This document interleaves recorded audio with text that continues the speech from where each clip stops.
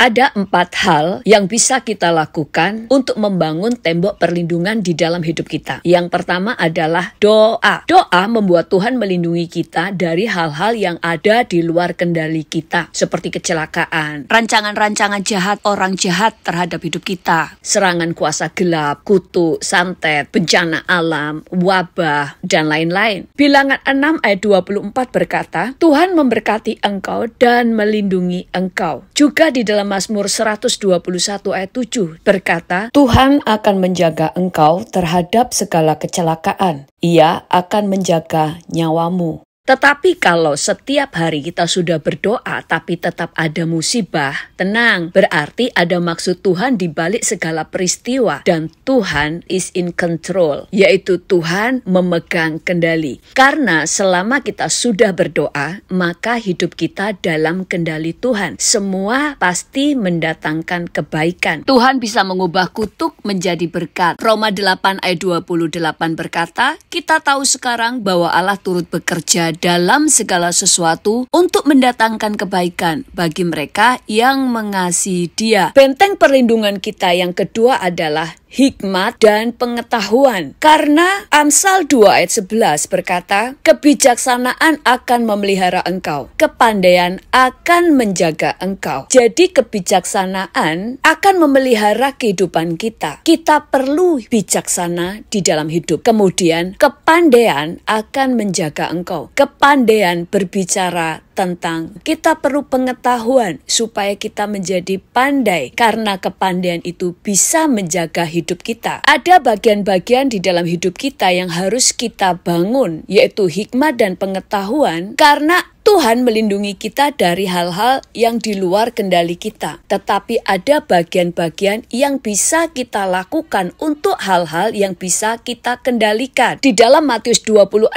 ayat 41 berkata, berjaga-jagalah dan berdoalah supaya kamu jangan jatuh ke dalam pencobaan. Di sini dikatakan berjaga-jagalah dan berdoa. Berjaga-jaga adalah bagian kita, tapi kita juga harus berdoa, karena ada hal-hal di luar kendali kita dan Tuhanlah yang bisa menjaga kita. Karena dengan hikmat dan pengetahuan kita tidak bertindak bodoh, kita tidak mudah ditipu orang. Kalau kita bijaksana, punya hikmat dan pengetahuan, maka kita akan bertindak bijaksana. Kita akan terhindar dari orang-orang yang memberikan pengaruh buruk kepada kita. Yang ketiga adalah kita mau mendengarkan teguran yang membangun dan mendidik. Karena di dalam Amsal 13 ayat 14 berkata, ajaran orang bijak adalah sumber kehidupan, sehingga orang terhindar dari jerat-jerat maut. Itu sebabnya kelilingi hidup kita dengan orang-orang yang dewasa rohani, dewasa karakter, dan bijaksana. Karena mereka bisa menjadi benteng perlindungan di dalam hidup kita. Amsal 6 ayat 23 sampai 24 berkata, karena perintah itu pelita dan ajaran itu cahaya dan teguran yang mendidik itu jalan kehidupan yang melindungi engkau terhadap perempuan jahat, terhadap kelicikan